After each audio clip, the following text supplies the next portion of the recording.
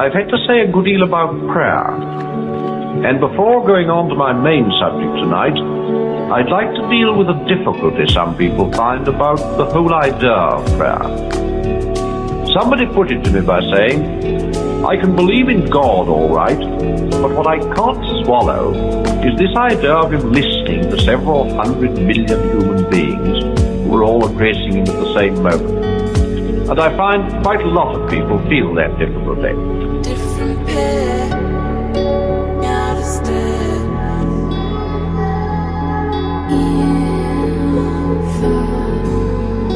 Tension. I think something's burning. They should have. Well, the first thing to notice is that the whole sting of it comes in the words, at the same moment. Most of us can imagine a God attending to any number of claimants if only they come one by one, and he has an endless time to do it in. So what's really at the back of the difficulty is this idea of God having to fit too many things into one moment of time. Well, that of course is what happens to us. Our life comes to us moment by moment.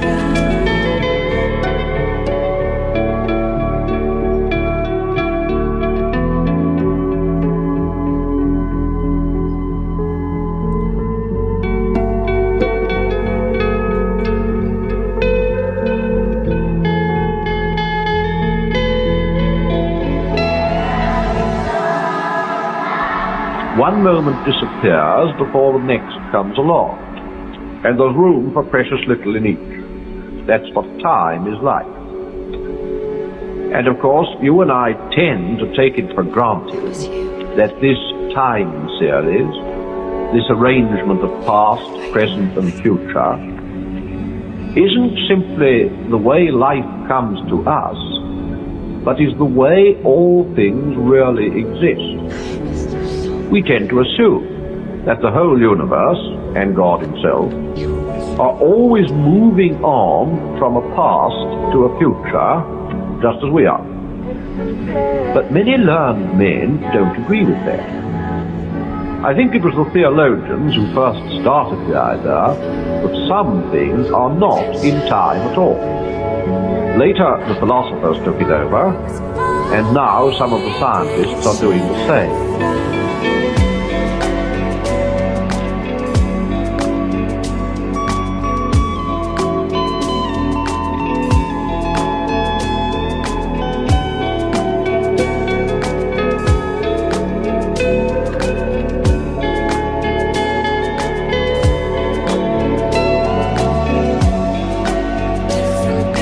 Almost certainly, God is not in time.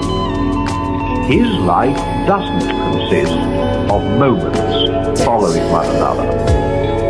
If 1 million people are praying to him at 10:30 tonight, he hasn't got to listen to them all in that one little snippet which we call 10:30.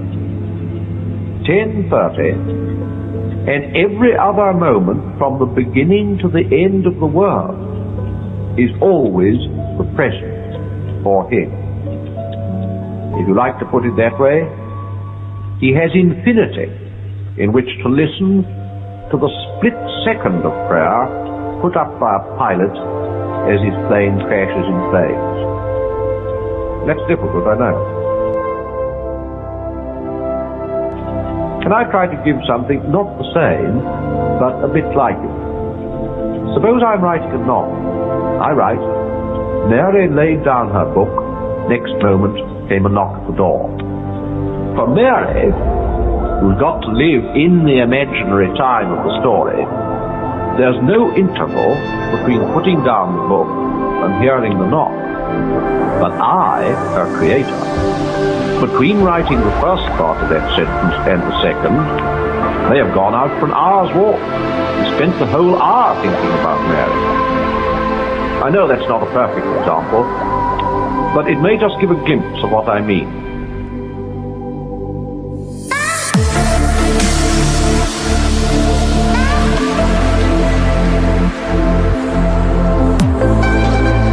The point I want to drive home is that God has infinite attention, infinite leisure to spare for each one of us. He doesn't have to take us in life. You're as much alone with Him as if you were the only thing He'd ever created.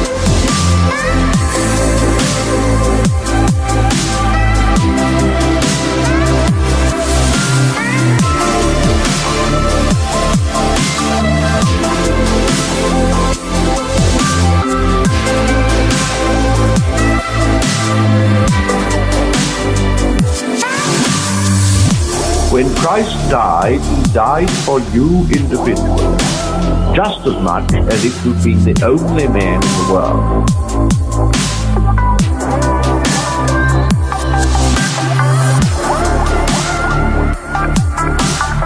Now I'll get back to my main subject.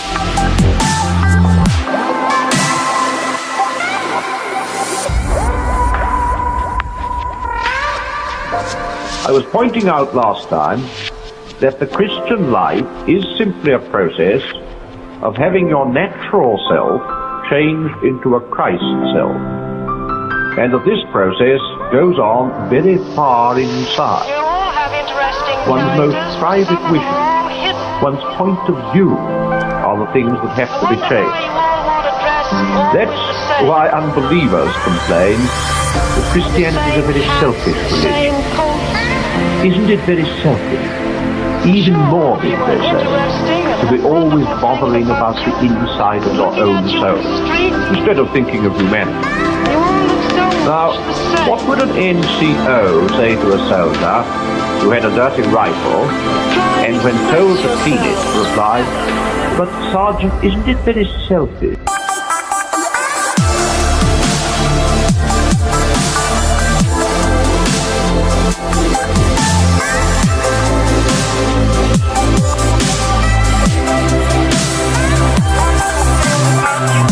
Well, we needn't bother about what the NCO would actually say.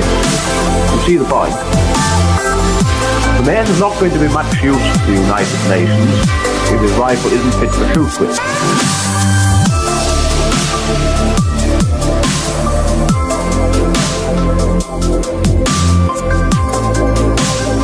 In the same way, people who are still acting from their own natural selves won't do much real permanent good to other people. Let me explain that. History isn't just a story of bad people doing bad things. It's quite as much a story of people trying to do good things, but somehow something goes wrong. Take the common expression, cold as charity. How do we come to say that? From experience. We've learned how unsympathetic, patronizing, and conceited charitable people often are. And yet, hundreds and thousands of them started out really anxious to do good. And when they'd done it, somehow it just wasn't as good as it ought to have been. The old story. What you are comes out in what you do. A crabapple tree can't produce eating apples. As long as the old self is there, its taint will be over all we do. We try to be religious and become Pharisees. We try to be kind and become patronizing. Social service ends in red tape and officialdom. Unselfishness becomes a form of showing off. I don't mean, of course, that we're to stop trying to be good. We've got to do the best we can. If the soldier's fool enough to go into battle with a dirty rifle, he mustn't run away. But I do mean that the real cure lies far deeper. Out of ourselves and into Christ we must go. The change won't, for most of us, happen suddenly. And I must admit that for most Christians, it'll only be beginning to the very end of our present lives. But there are some in whom it goes further, even before death, far enough for you to see it. Their very faces and voices are different. When you meet them, you know you're up against something which, so to speak, begins where you leave off. Something stronger, quieter, happier, more alive than ordinary humanity.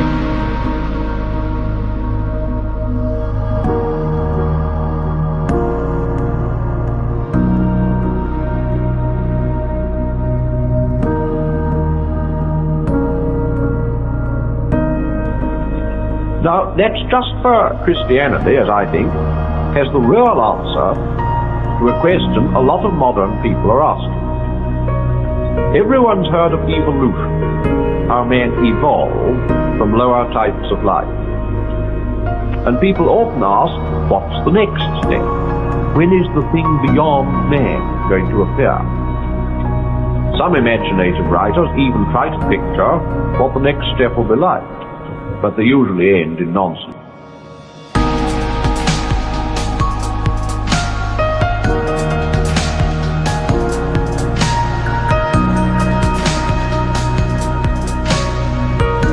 But the Christians think those people are on the wrong tack. The next step has already appeared. The next step is from being mere creatures to being sons of God. The new kind of man appeared in Christ. And other new men, little Christ, are already to be found, dotted here and there about the earth. We Christians don't call it evolution because we believe it isn't something coming up out of blind nature, but something coming down from the world of light, power, knowledge beyond all nature.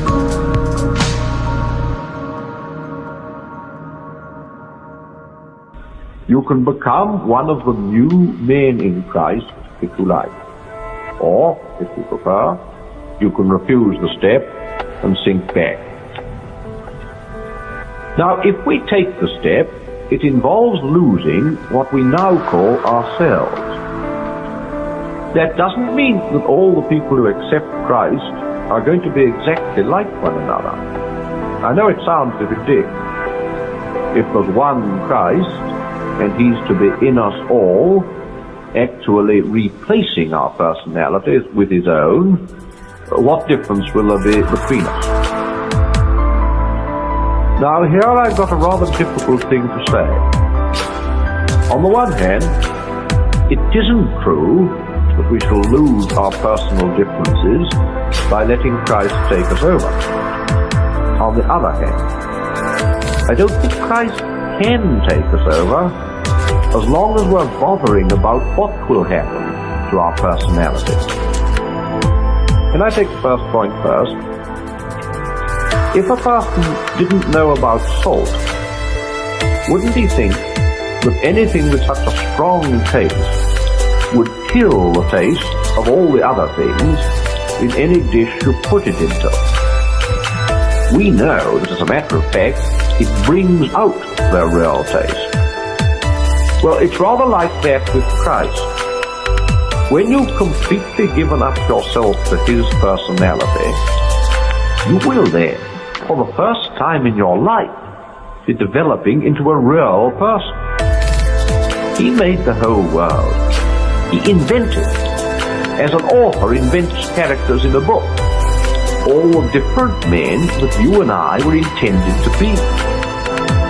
Our real selves are, so to speak, all waiting for us in him.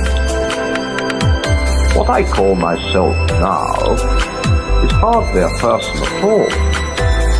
It's mainly a meeting place for various natural forces, desires and fears, etc., some of which come from my ancestors, and some from my education, some perhaps from devils.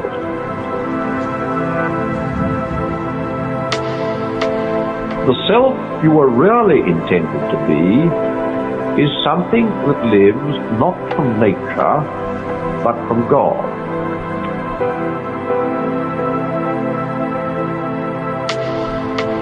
At the beginning of these talks, I said there were personalities in God. Well, I go further now. There are no real personalities anywhere else. I mean, no full, complete personalities. It's only when you allow yourself to be drawn into His life that you turn into a true person.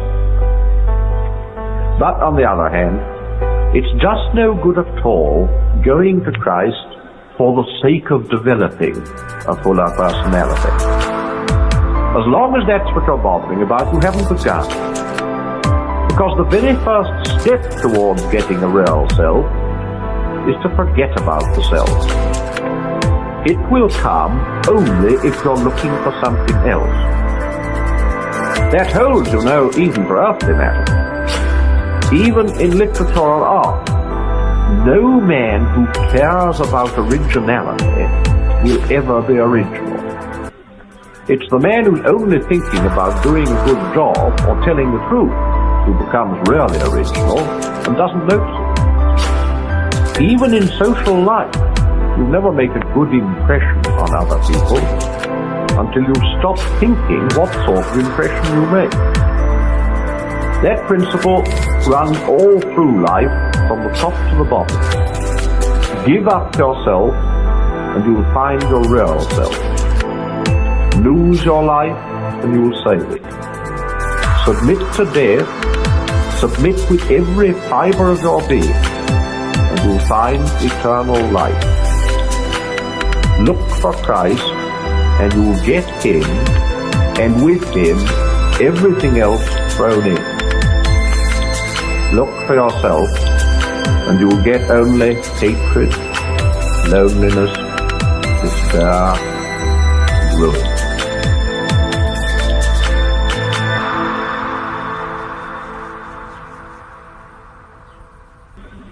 The self you were really intended to be is something that lives not from nature, but from God.